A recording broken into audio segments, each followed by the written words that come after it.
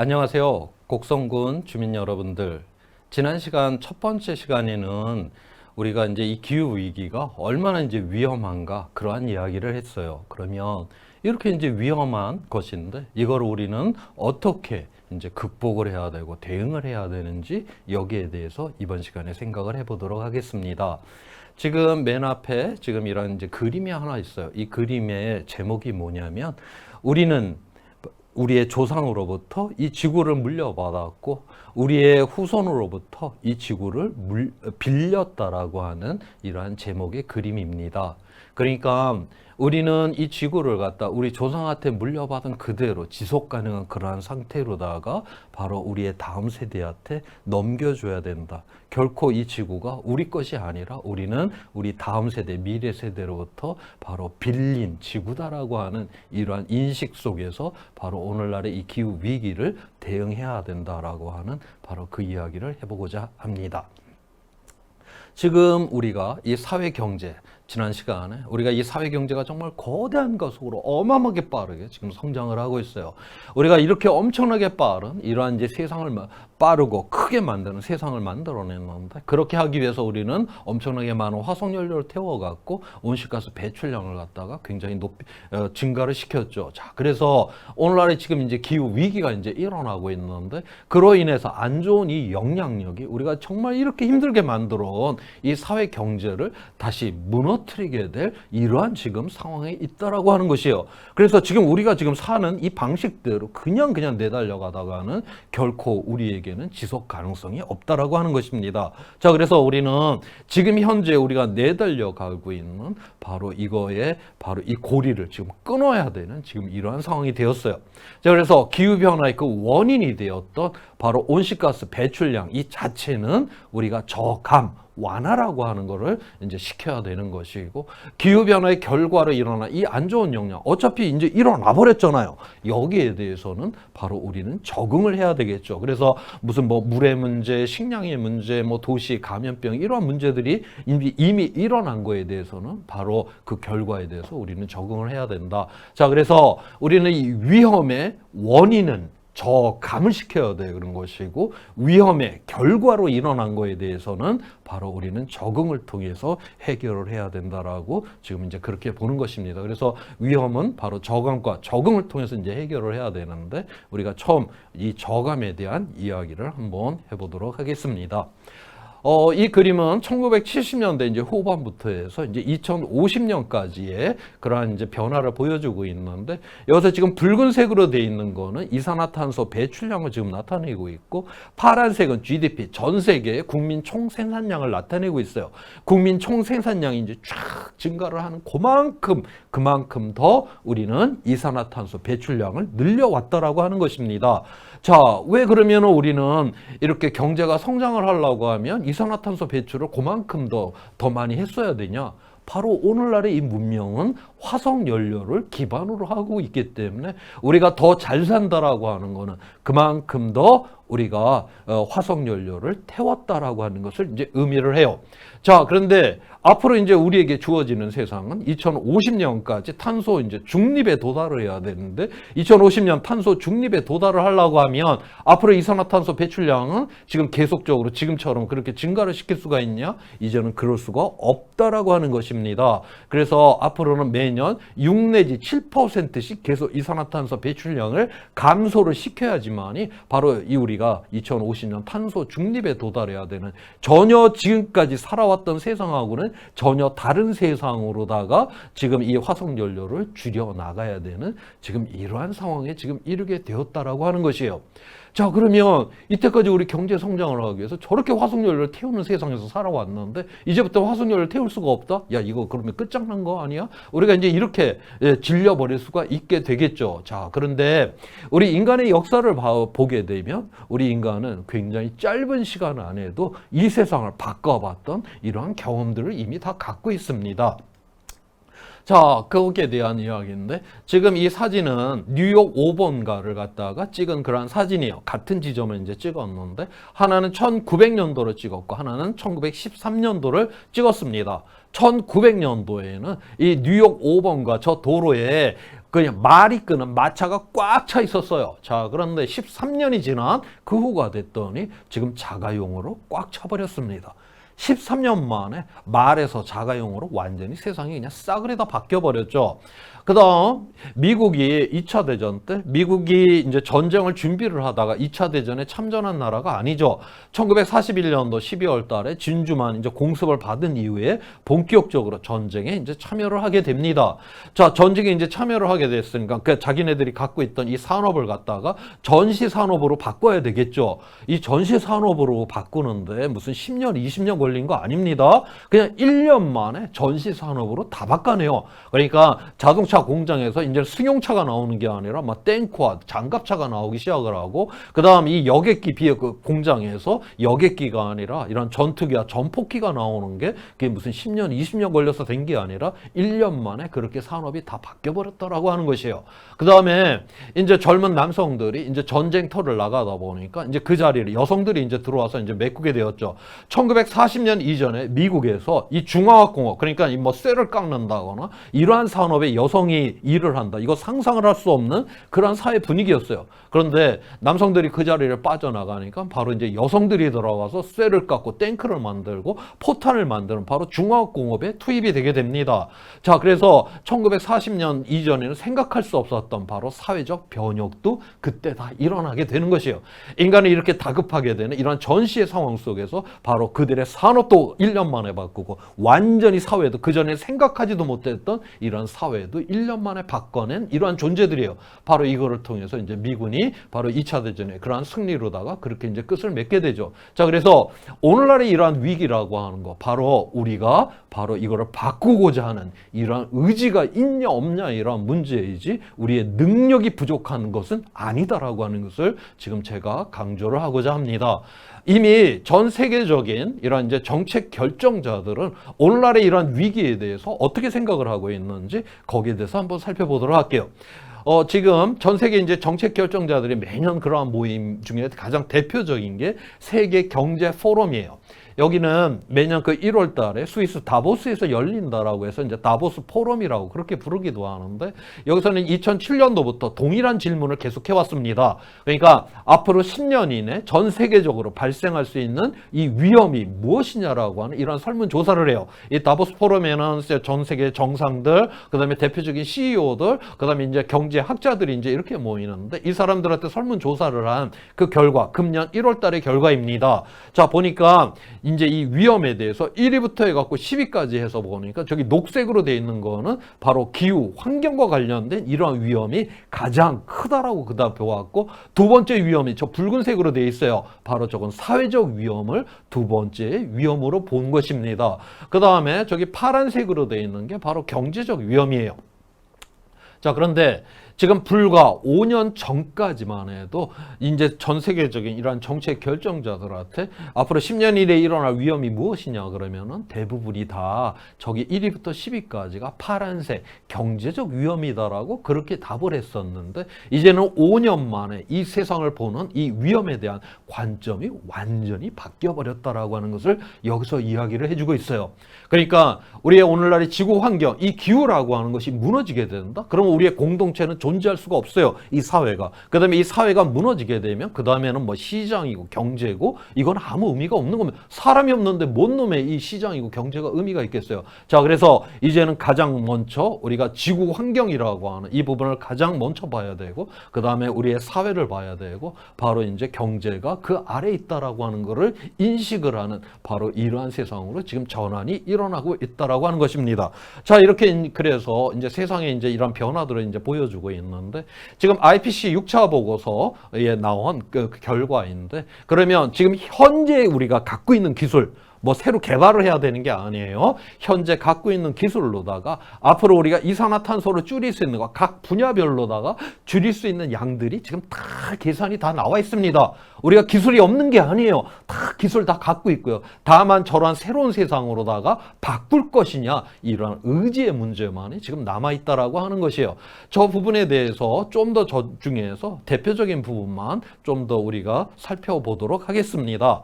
자, 여기서 보니까 이제 각 부분별인데 제일 많이 줄일 수 있는 게 풍력과 태양광을 했었을 때 바로 이산화탄소를 가장 많이 줄일 수 있다라고 하는 걸 여기서 보여주고 있고, 그 다음에 이 농업에서 이 탄소를 갖다 격리를 하는 이 농법이라든가 이런 거 우리가 이 밭갈이나 뭐 농갈이를 하는 이러한 과정에서 탄소가 많이 배출이 되고 논농사에서 이제 물을 갖다 계속 그냥 이렇게 채워둔 상태에서는 메탄이라고 하는 온실가스가 많이 나오고, 그래서 이런 이제 방법들을 조금 이제 바꾸게 되면 줄일 수 있는 부분이 많고, 생태적으로 보호를 많이 하게 되면 또 우리가 줄일 수 있는 부분이 많다라고 지금 그렇게 보고 있어요. 그 다음에 저기서 이제 막대 저 크기 자체는 우리가 줄일 수 있는 잠재 양을 지금 나타내고 있고, 색깔은 파란색은 우리가 투자를 한 것보다 훨씬 더 이익이 된다는 걸 의미를 하고, 붉은색으로 가면 갈수록 우리가 이제 비용이 많이 든다라고 하는 것을 이제 의미를 합니다.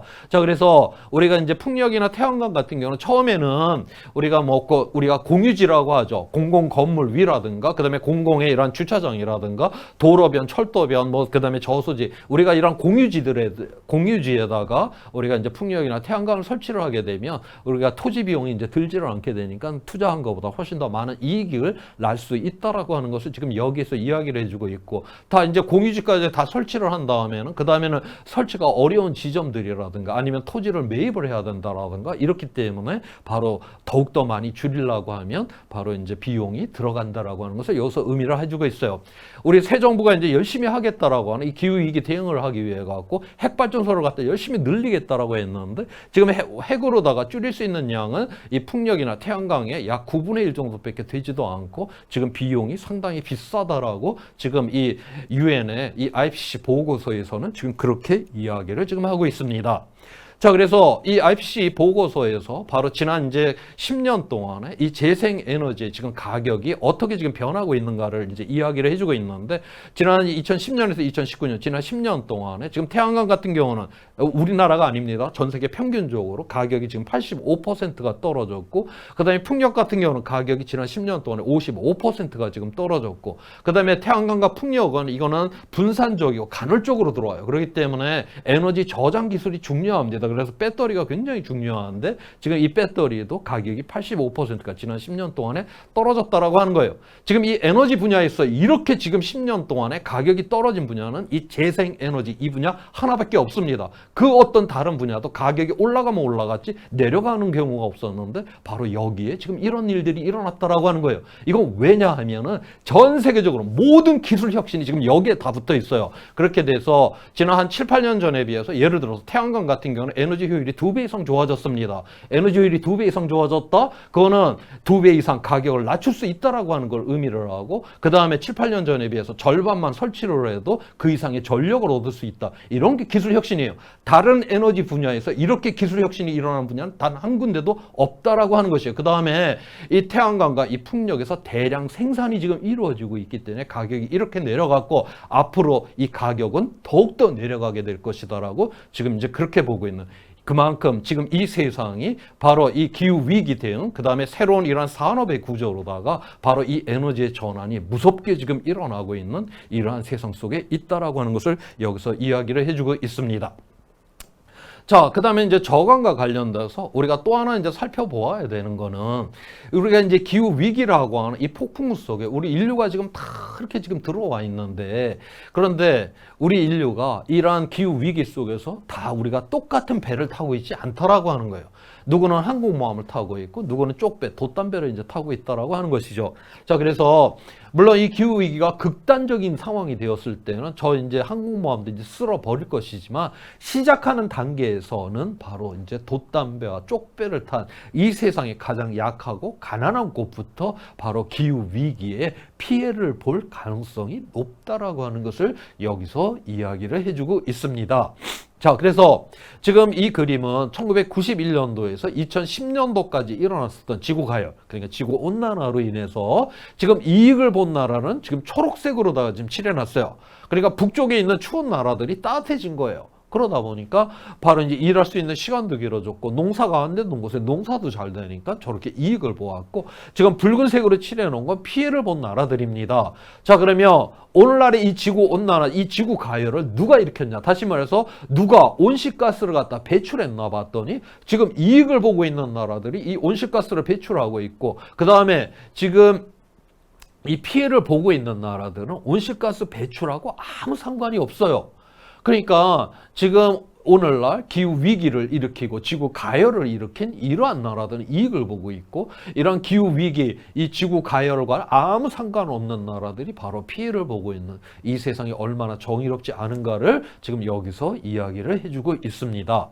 그 다음에 소득 간의 이제 기후 정의의 문제인데, 전 세계에서 가장 잘 사는 사람 10% 안에 들어가는 사람들이 전체 온실가스의 48%를 배출을 해요. 그러니까 우리가 이제 기후 위기라고 하는 거는 전 세계 사람들이 함께 이제 연대를 해서 이제 해결을 해야 되는 문제인데, 그렇다라고 해갖고 우리 모두 함께 이제 온실가스 줄입시다 이렇게 말하면 이거 정의롭지 않은 겁니다. 책임져야 되는 사람 보고 책임을 지라라고 이야기를 해야 되겠죠. 자, 그래서 이 상위, 전 세계 상위 소득 수준 이 10% 안에 들어가는 사람들이 뭐 많이 줄이라는 것도 아니에요. 유럽 연합 평균 수준으로만 줄여줘도 내일 당장 온실가스가 3분의 1이 줄어듭니다. 다시 말해서 오늘날의 이 기후 위기다라고 하는 거는 바로 이 고소득층이 바로 과잉된 바로 온실가스의 배출로 인해서 오늘날 이 위기가 일어난다라고 하는 것입니다. 자, 그래서 바로 여기에서 바로 이 기후 위기를 대응한다라고 하는 거는 바로 고소득층들이 바로 책임을 져줘야 될 부분이 크다라고 하는 것을 여기서 지금 이야기를 해주고 있어요. 그 다음에 세대 간의 이제 기후 정의의 문제가 있습니다. 지금 이 그림은 출생 연도별로다가 배출할 수 있는 지금 이산화탄소의 지금 양을 지금 나타내고 있습니다. 지금 파란색으로 표현된 거는 지금 1.5도를 막는 경우이고, 빨간색으로 표현된 거는 2도를 막는 경우예요. 지금 1960년대 제 연배인 1960년대생들은 지금 1.5도를 막는다 해도 이미 살면서 이만큼 다 배출해 버렸습니다. 뭐 배째라죠. 뭐 배출했는데 이거 어떻게 합니까? 1.5도를 막는다 해도. 자, 그런데 지금 어린 세대들은 자기 할머니나 자기 할아버지 세대에 비해 갖고 1.5도를 막는 경우에 6분의 1밖에 배출을 할 수가 없어요. 이것도 굉장히 불리하죠. 그 다음에 또 한 가지 더, 지금 대한민국이 이 미세먼지가 큰 이슈인데, 이 미세먼지는 공기 중에 한번 나오잖아요. 그럼 막 햇빛하고 반응을 해갖고 대부분이 하루 이틀 사이에 완전히 자연적으로 파괴가 됩니다. 가장 오래가는 미세먼지가 한 5일 정도 가요. 그러니까 우리가 더 이상 미세먼지를 배출하지 않는다? 그럼 한 일주일이 지나면 미세먼지는 0이 돼버리는 값입니다. 자, 그러니까 이 미세먼지는 우리 다음 세대하고는 아무 상관이 없어요. 이거는 그냥 우리 세대의 문제일 뿐이에요. 미세먼지는. 그리고 건강이라고 하는 특정한 영역에만 위험을 일으킵니다.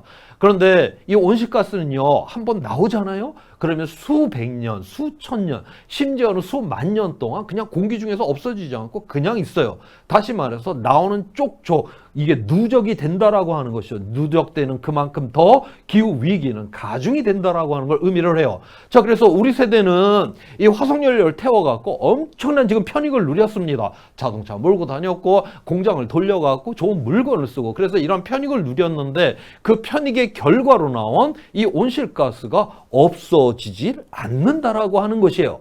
그래서 바로 이것이 이제 누적된 상태로 바로 우리의 다음 세대한테 넘겨지게 된다라고 하는 것이죠. 자, 그래서 이 기후 위기를 일으킨 세대하고 바로 기후 위기를 뒤에서 감당하고 처리를 해야 되는 바로 그 세대가 틀리다라고 하는 세대 간의 정의의 문제가 있다라고 하는 것이에요. 오늘날의 이 기후 위기는 이 세상이 정의롭지 않기 때문에 일어나는 것이고, 우리가 기후 위기를 대응한다라고 하는 건 바로 정의로운 세상을 만드는 데 있다라고 하는 것을 여기서 지금 이야기해주고 있는 것입니다. 자, 지금까지 이제 우리는 근본적으로 온실가스를 어떻게 줄여야 되는 저감과 관련된 이야기를 했고, 그 다음 적응. 어차피 기후변화가 일어났어. 그러면 거기에 대해서 우리는 어떻게 적응을 해야 될까? 그린란드에 노르웨이 사람들이 이주를 했었고 소멸했던 이야기로 한번 해보도록 하겠습니다. 지금 그 유럽의 그 북쪽에, 북유럽 쪽에 그 지명의 이름이 좀 의아스러운 부분이 있어요. 아이슬란드, 얼음의 땅이라고 하는 곳이 있죠. 그 다음에 그거보다 훨씬 북쪽에 있는 그린란드는 훨씬 추운데도 불구하고 녹색의 땅이라고 하는 그런 이름을 갖고 있어요. 야, 어떻게 저렇게 훨씬 북쪽의 추운 땅의 이름은 그린란드, 녹색의 땅이라는 이름을 갖게 되었을까? 그거부터 한번 살펴보도록 하겠습니다. 서기 800년 이전에 이 노르웨이 사람들이 이 아이슬란드가 있다라는 걸 이제 알았어요. 그래서 들어가서 좀 살아보려고 애를 썼는데 너무 추운 거예요. 그래서 아이슬란드, 얼음의 땅이라고 하는 이 이름만 남겨놓고 그냥 철수를 해버렸습니다. 자, 그런데 서기 800년 이후가 되게 되면 중세 온난기라고 하는 게 이제 시작이 되었어요. 그냥 자연적으로 조금 따뜻해진 겁니다. 그래서 이게 좀 이제 따뜻해지게 되니까 서기 900년 저기 그림에서 보듯이 저 아이슬란드에 저기 고동색으로 칠해놨죠. 이제 노르웨이 사람들이 저 때부터 본격적으로 정착을 하면서 이제 살기 시작을 했습니다. 자, 그리고 서기 이제 1100년이 되게 되니까 훨씬 더 좀 따뜻해졌어요. 그런데 그때는 이 그린란드 연안에 풀들이 자란 거예요. 풀들이 자라니까 그때 그린란드의 이름이 이제 정해졌는데 그린란드 녹색의 땅 이제 연안에 풀들이 자라고 있다는 걸 의미를 합니다. 그래서 이 역사적 맥락을 통해서 보게 되면 우리가 왜 북쪽에 이 더 추운 땅의 이름을 이렇게 되었는지를 우리가 이제 이해를 할 수가 있게 되는 것이죠. 자, 그래서 이제 연안에 그린란드 연안에 풀들이 자라니까 바로 여기에 바로 이제 그 노르웨이 사람들이 들어가 갖고 이제 목축을 하면서 이제 살게 되었습니다. 자, 그런데 이 중세 온난기라고 하는 것이 이제 1300년경이 되게 되면 이제 끝이 나게 돼요. 그래서 이 1300년경이 되게 되면 이 북미 대륙에서 오늘날 우리가 뭐 에스키모 계열의 이러한 사람들이 이제 그린란드로 넘어들어와서 살기 시작을 했습니다. 지금 이 그림에서는 이제 그 파란색으로 이렇게 이제 표현이 돼 있어요. 자, 그런데 이게 이제 1500년경이 이렇게 되게 되니까 그때는 이제 훨씬 이 중세 소빙하기가 추워져 갖고 훨씬 더 이제 추워진 이런 상황이 되었는데 이때는 그린란드에 이 노르웨이 사람들이 완전히 소멸을 하게 됩니다. 반면에 이 파란색으로 되어 있는 이 에스키모의 계열 사람들이 바로 그린란드에 더욱더 번성을 하면서 살고 있는 모습을 보여주고 있어요. 이 노르웨이 사람들이 이 에스키모 계열 사람보다 훨씬 더 오래전에 이 그린란드에 정착을 했었고 그 다음에 그 500년 전이기는 하지만 이 노르웨이 그러니까 이 유럽의 문명이 에스키모의 문명보다 월등히 우수한데 어떻게 이렇게 우수한 문명을 갖고서도 이들은 여기서 소멸로 끝장이 날 수밖에 없었냐라고 하는 것이죠. 지금 이 소빙하기에 이제 들어오게 되면서 이제 풀들이 잘 안 자라는 이러한 상황 속에서도 노르웨이 사람들은 계속적으로 유럽에서 갖고 왔었던 자기네들의 삶의 방식인 바로 목축을 어떻게 해서라도 유지를 해보려고 애를 썼다라고 해요. 풀들이 안 자라는데 목축을 계속 하려고 했다? 이거 굶어 죽겠다고 달려든 거 아닙니까? 그 다음에 관습적으로 유럽에서는 여성이 치마를 입죠. 이 치마라고 하는 것이 이 소빙하기 때 이 그린란드에서 이 추위를 막아줄 수가 없었어요. 자, 그래서 유럽에서 갖고 왔었던 이러한 문명, 이러한 관습을 유지를 하다가 오히려 소멸로 끝장이 나버렸다라고 하는 것입니다. 반면에 이 에스키모의 계열 사람들은 이 소빙하기 때 이 그린란드가 살만했어요.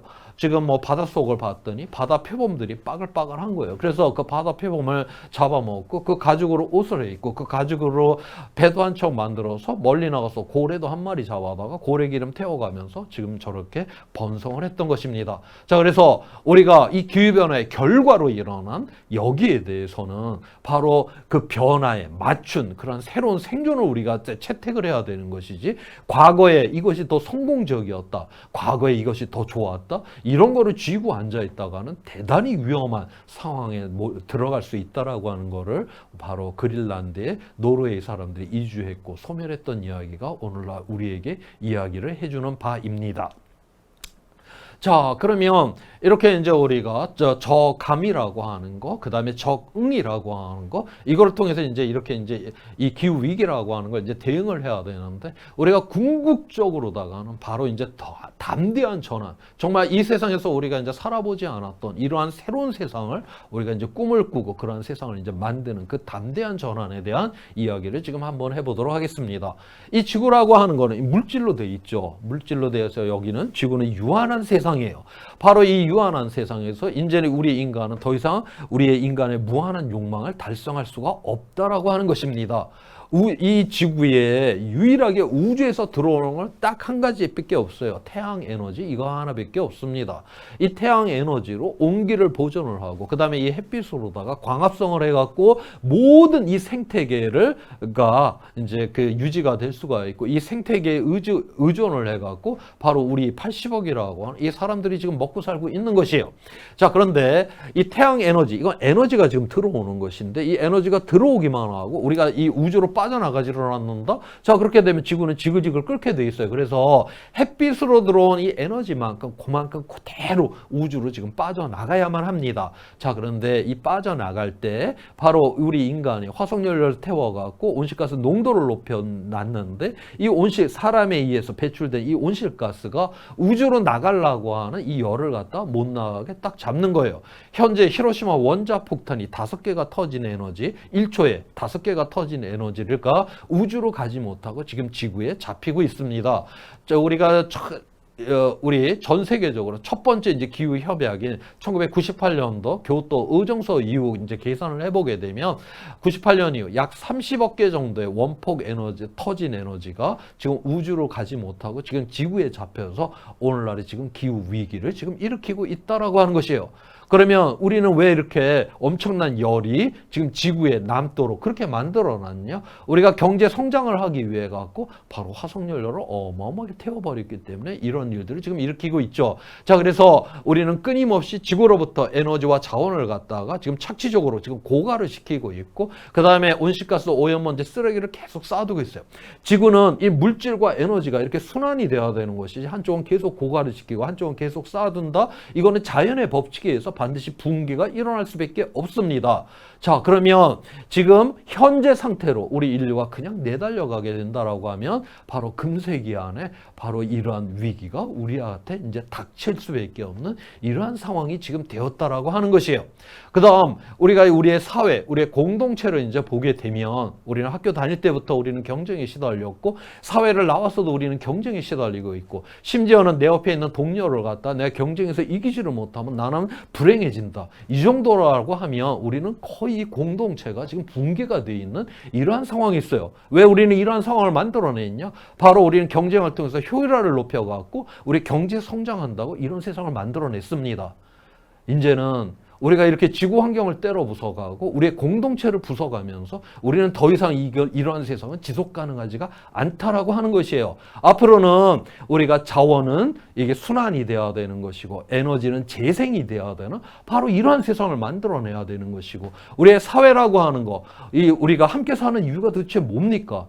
우리가 함께 사는 이유가 내 동료의 머리 위에 올라타려고 우리가 함께 사는 게 아니잖아요. 우리는 서로 돌보고 아끼고 나누고 베풀기 위해서 우리는 함께 살아야 되는 것입니다. 자, 그래서 앞으로는 우리가 이 사회에 이러한 사회적 이 가치를 갖다가 실현을 하는데 바로 경제가 수단의 역할을 해주는, 지금까지는 경제가 목표였기 때문에 우리의 지구 환경도 다 때려부수고 우리의 사회적 공동체 가치도 때려부쉈는데 이제는 바로 이 경제가 우리의 이런 사회적 가치를 실현하고 바로 지구 환경을 지켜내는 수단의 역할이 되는, 단 한 번도 살아보지 않았던 바로 이러한 담대한 전환을 할 때만이 우리에게 지속 가능성이 있는 것이고 기후 위기를 막고 보다 더 나은 세상을 향해서 우리는 내달려갈 수 있다라고 그렇게 지금 보는 것입니다.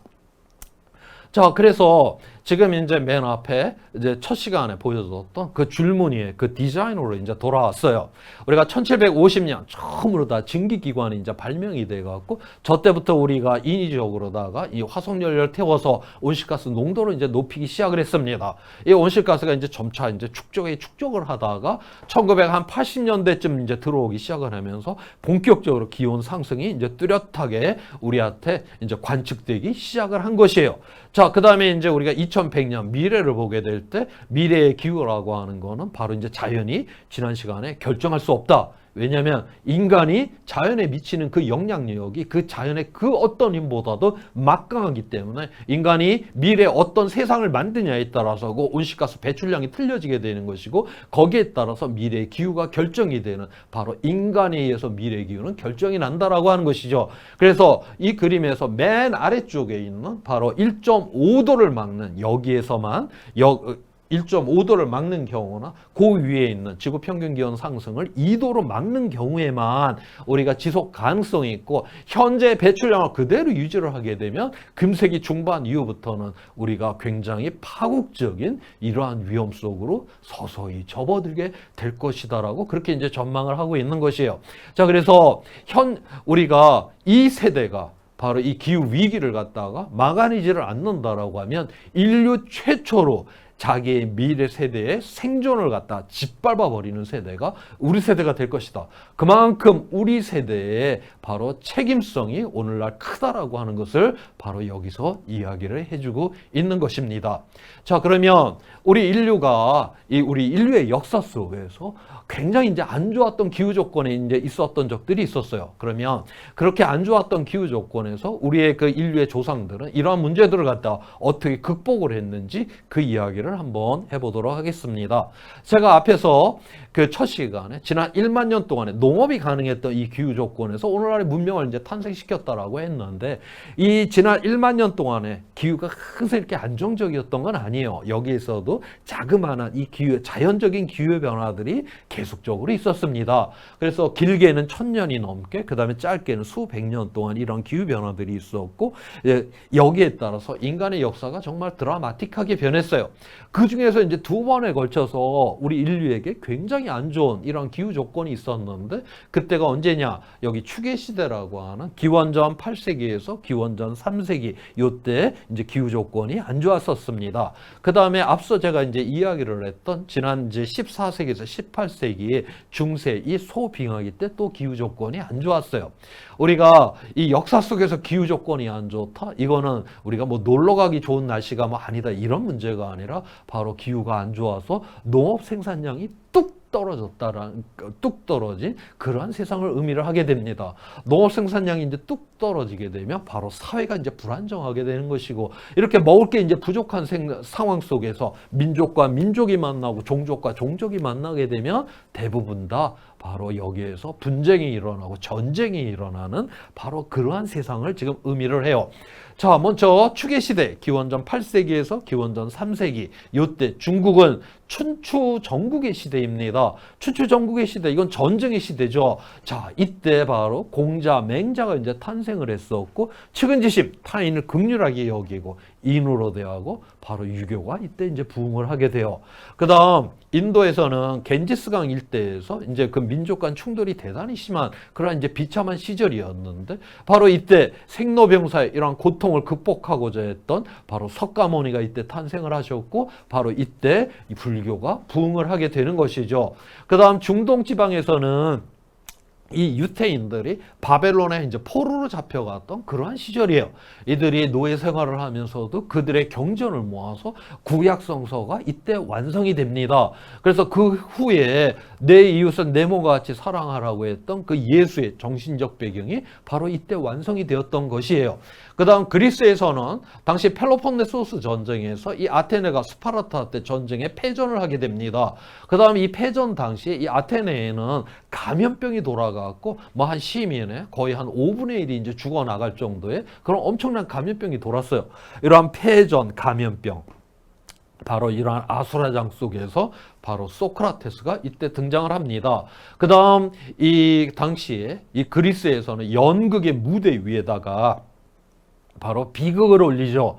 비극을 본다라고 하는 거는 바로 타인의 고통에 공감하고자 했다라고 하는 것이에요. 그래서 당시 이 네 지역이 서로 이렇게 연결은 돼 있지는 않았지만 바로 이 당시에 바로 이제 그 황금률, 오늘날 우리가 부르는 황금률이라고 하는 거. 그러니까 타인이 너에게 한 그것이 네가 너무나 싫어. 그러면 너도 그거 타인에게 하지 마. 이걸 우리가 황금률이라고 하는데 이러한 황금률이 바로 종교적, 철학적으로 완성이 되었던 때가 바로 이 축의 시대였습니다.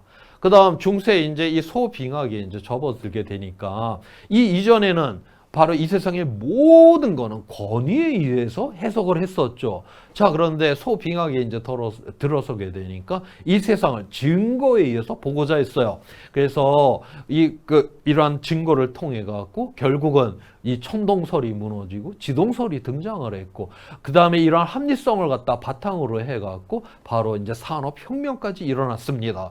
그 다음에 오늘날 모든 이 사상의 맹아들은 바로 이 소빙하기 때 이제 등장을 하게 돼요. 그래서 오늘날 우리가 잘 알고 있는 이 개인의 권리라고 하는 거를 바로 이때 명확하게 인식을 하는 것이고, 바로 그거를 바탕으로 해서 프랑스 대혁명까지 가게 되는 것이죠. 1789년 그해 프랑스의 그 기후 조건이 굉장히 좋지가 않았습니다. 좀 굉장히 추웠고 계속 홍수가 났어요. 당연히 그렇게 되니까 농업 생산량이 뚝 떨어졌죠. 1789년 그해에 바로 프랑스에서 곡물 가격이 최고점을 찍던 그날, 바로 프랑스 대혁명의 상징적 사건이 바스티유 감옥이 그날 무너지게 됩니다. 그러니까 우리가 기후 조건이 안 좋다, 그렇게 되면 이게 이제 식량 생산이 이제 뚝 떨어지게 되고, 그럼 사회가 불안정하게 되고, 바로 그러한 불안정의 극단에 가서는 바로 구체제가 무너지고 새로운 체제가 등장을 했다. 바로 이게 이제 프랑스 대혁명이고, 프랑스 대혁명 이거는 그전에는 바로 이 시민이 이제는 연대를 통해 갖고 스스로 정부를 만들어낼 수 있다라고 하는 것을 역사 속에 첫 선을 보였던 그러한 사건이 바로 이 소빙하기 때 일어났다라고 하는 것이에요. 자, 그러니까 우리 인류는 바로 이렇게 안 좋았던 이러한 기후 조건에서 도약을 했었던 바로 그러한 존재다라고 하는 것입니다. 지금 제가 앞서서 지난 서기 800년에서 서기 한 1300년 중세 온난기라는 그 표현을 했는데, 그때 농업 생산량이 상당히 좋았어요. 그런데 우리는 이 중세 온난기를 오늘날 우리는 뭐라고 이야기를 하냐? 중세 암흑기라고 그렇게 이야기를 합니다. 중세 온난기를 살았던 사람들은 그냥 살만했어요. 먹고 살만했는데 바로 이때 역사적 발전을 전혀 하지 못했기 때문에 우리는 그때를 중세 암흑기다라고 부른다라고 하는 것이죠. 뭐지? 이 역사적 이러한 어떤 진보라고 하는 거는 바로 이렇게 안 좋았던 기후 조건에 우리 인류는 도약을 해왔다라고 하는 것을 여기서 이야기를 해주고 있고, 지금 현재 우리가 누리고 있는 이 문명이라고 하는 거는 바로 이렇게 안 좋은 기후 조건에 우리 인류가 극복했던 것들을 지금 우리가 누리고 있다라고 하는 것이에요. 자, 그러면 우리에게 지금 기후 위기라고 하는 이러한 위험이 다가오고 있는데, 바로 우리는 이러한 위험을 통해 갖고 우리는 보다 더 나은 세상을 향해서 나갈 수 있는 기회가 바로 우리에게 찾아왔다라고 보는 것이 올바른 태도라고 저는 그렇게 보고 있습니다. 자, 지금 이 사진은 서귀포 앞바다에서 이제 벌어지고 있는 비 내림이라고 하는 그러한 현상이에요. 지금 이제 이 기후 위기라고 하는 이 먹구름이 지금 우리한테 확 다가오고 있습니다. 근데 앞서 이야기를 했듯이 아직까지 이 기후 위기가 본격적으로 일어난 건 아니다라고 했어요. 지금 현재는 기후 위기를 감지를 하고 있는 그런 수준이에요. 그렇기 때문에 이 기후 위기가 몰려는 오고는 있지만 아직까지 이 먹구름이 하늘을 탁 이제 둘러싸서 새카만 세상은 아닙니다. 지금 기후위기를 감지하는 세상이기 때문에 이 먹구름이 몰려오지만 여기저기에 하늘에 이제 구멍이 뚫려갖고 저런 찬란한 빛이 내려오는 저런 현상을 우리가 빛 내림이라고 그렇게 이제 부르게 됩니다. 자, 저런 이제 찬란함이 지금 보여요. 우리는 이 기후위기를 통해갖고 이 세상이 얼마나 과잉돼 있고 얼마나 정의롭지 않다라고 하는 거를 우리가 이제 인식을 하게 된 것이고, 이거를 갖다 극복하기 위해서 우리는 보다 더 나은 좋은 세상을 만들어야 된다라는 거를 갖다가 우리가 이제 깨닫게 되었다라고 하는 것이에요. 자, 그래서 우리 인류는 그러면 왜 이렇게 항상 위험 속에서만 전진을 했었느냐? 우리 인간이라고 하는 거는 바로 불이 나게 되면 달리기 시합 때보다 훨씬 더 빨리 뛸 수 있는 이러한 능력을 발휘를 하잖아요. 바로 위험 속에서 새로운 세상을 향해 도약할 수 있는 이러한 힘을 발휘를 하는 게 바로 인간의 역사다라고 하는 것이고, 바로 그 도약의 역사가 바로 우리 앞에 지금 와 있다라고 하는 것이에요. 자, 그러면 우리에게 이제 중요한 거는 바로 우리가 이건 나 혼자 해갖고 이 세상을 바꿀 수 있는 게 아니죠. 이거는 함께 해야지만이 이 세상을 바꿔서 바로 기후위기를 대응할 수 있어요.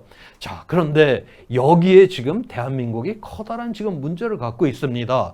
OECD 사회 보고서에서 이러한 조사를 해요. 그러니까 당신이 어려움에 처하게 되었을 때 그 어려움을 함께 할 수 있는 당신의 동료, 친구는 몇 명이나 됩니까? 라고 하는 이러한 이제 설문조사를 하긴 하는데 전 세계에서 지금 대한민국 사람이 거기에 가장 적은 숫자를 지금 써내고 있습니다. 우리 사회가 엄청나게 이 경쟁에 시달리다 보니까 이제는 다 고립이 돼서 다 외롭고 불안하고 이런 상황이 돼갖고 내가 어려움에 처하게 됐을 때 나와 이거를 함께 할 수 있는 나의 동료가 없다라고 하는 우리의 공동체가 이러한 어려움을 함께 하지 않는다라고 하는 이러한 것들을 지금 고백을 하는 이러한 사회가 지금 되었다라고 하는 것이죠. 기후위기가 겁나는 거 아니에요. 바로 이 기후위기를 극복할 수 있는 바로 연대의 힘이 우리 공동체 안에 다 붕괴가 돼 있다라고 하는 바로 여기를 이것이 정말 커다란 위험이다라고 하는 것을 바로 깨달아야 한다라고 하는 것이죠.